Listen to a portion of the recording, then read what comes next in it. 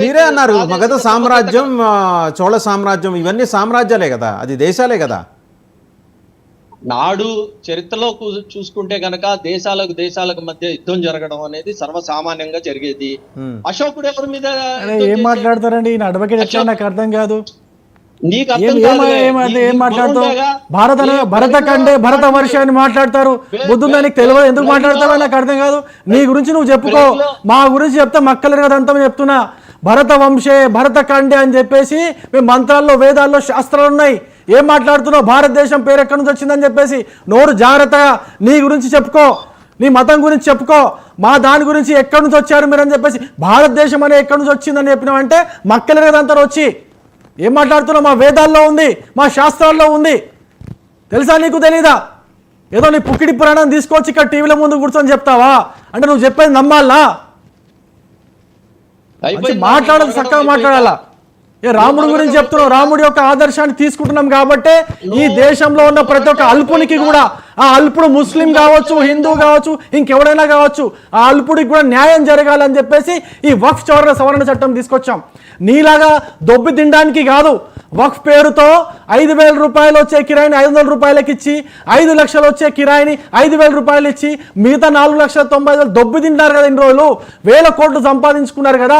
ఆ 1,000 కోట్లు సంపాదించుకొని అమాయక ముస్లింలు రెచ్చగొడుతున్నారు కదా. అమాయక ముస్లింలు చదువుకు దూరం చేస్తున్నారు కదా. అమాయక ముస్లింని శాస్త్రానికి, సైన్స్కి దూరం చేస్తున్నారు కదా. అమాయక ముస్లింని ఈ యొక్క రాజ్యాంగంలో, ఈ రాజ్యాంగం ద్వారా, డెమోక్రసీ ద్వారా నడుస్తున్నటువంటి భారతదేశాన్ని మీరు అమాయక ముస్లింని రెచ్చగొట్టి దానికి వ్యతిరేకంగా పనిచేస్తున్నారు కదా. ఇవన్నీ బయట పెడితే బిడ్డ నువ్వు ఆగు. వక్ఫ్ సవరణ చట్టం వచ్చింది బిడ్డ. నీలాంటి వాళ్ళకు మక్కెళ్ళినంతా నీ ముస్లింలే నీ ఇంటికి వచ్చి నేను మక్కలు జరిగే రోజు వస్తుంది. ఆగు, నీ అన్ని బండారాలన్నీ బయట పడతాయి. ఇప్పుడు చట్టం వచ్చింది, ఈ బండారాలన్నీ బయట పడతాయి. నీలాంటి వాళ్ళు కథ ఎట్లా చెప్పాలి అట్లా చెప్తారు. కొంత లోపిక పట్టు. ఇంకోసారి రాముడి గురించి, భారతదేశం ఎక్కడి నుంచి వచ్చిందని మాట్లాడినావంటే జాగ్రత్త, నీ గురించి నువ్వు మాట్లాడుకో. అధికరణ ఆర్టికల్ 13, 14 చెప్తున్నాడు. ఆర్టికల్ 13 ఏం చెప్తుంది? ప్రాథమిక హక్కుల గురించి చెప్తుంది. ఆర్టికల్ 14 ఏం చెప్తుంది? అందరికీ కూడా సమాన హక్కులు చెప్తుంది. అందరికీ సమాన హక్కులు అయినప్పుడు యూనిఫామ్ సివిల్ కోడ్ కూడా తీసుకొస్తాం, 100% తీసుకొస్తాం. అందరికీ సమాన హక్కులు. భారతీయ జనతా పార్టీ 2014 నుంచి మోడీ గారు అధికారంలోకి వచ్చినప్పుడు అందరినీ సమానంగా చూసుకున్నది. అందరికీ అన్ని పథకాల్లో సమానమైన భాగం ఇచ్చింది.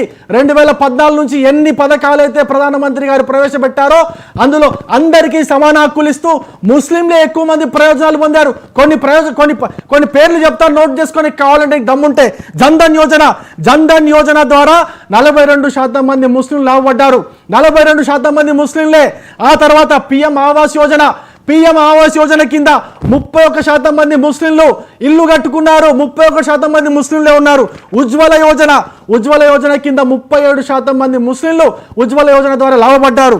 ముద్రా యోజన 10 లక్షల నుంచి 1 కోటి రూపాయల వరకు లోన్లు ఇస్తున్నారు. ఈ ముద్రా యోజన ద్వారా 36% మంది ముస్లింలు, అందులో లబ్ధిదారులు 36% మంది ముస్లింలే ఉన్నారు. దాని తర్వాత స్కిల్ ఇండియాలో దాదాపు 22% మంది ముస్లింలే ఉన్నారు. అదేవిధంగా PMEGY దీంట్లో కూడా 70% మంది ముస్లిం లాభార్థులే ఉన్నారు. ఏం మాట్లాడుతున్నావు? సమాన హక్కు లేవని మాట్లాడతావా? ఆర్టికల్ 13 గురించి చెప్తావా? ఆర్టికల్ 14 గురించి చెప్తావా? ఎట్లయినా నువ్వు అడ్వకేటు, బుద్ధుండాల కొంచెమన్నా. సమాజాన్ని తప్పుదారి పట్టిస్తావా? ముస్లిం సమాజాన్ని ఈ యొక్క ప్రభుత్వానికి వ్యతిరేకంగా నువ్వు వచ్చేస్తావా? ఏం మాట్లాడుతున్నావా? కొంచెమైనా తెలివి ఉండాలా మాట్లాడేటప్పుడు. మళ్ళీ ఏమన్నా అంటేనేమో అన్నంటావు. నువ్వు లాయర్వి, హైకోర్టు లాయర్ అని చెప్పుకుంటావు. కొంచెం అని ఉందా లేదా? నీకు రాజ్యాంగం చదివినావా? అసలు భారతదేశ పౌరుడువేనా నువ్వు? భారతదేశంలో ఉండి భారతదేశాన్ని నువ్వు ఏం చేయాలని చూస్తున్నావు? భారతదేశానికి వ్యతిరేకంగా మాట్లాడతావా? బుద్ధుండాలా కొంచెం మనం మాట్లాడేటప్పుడు.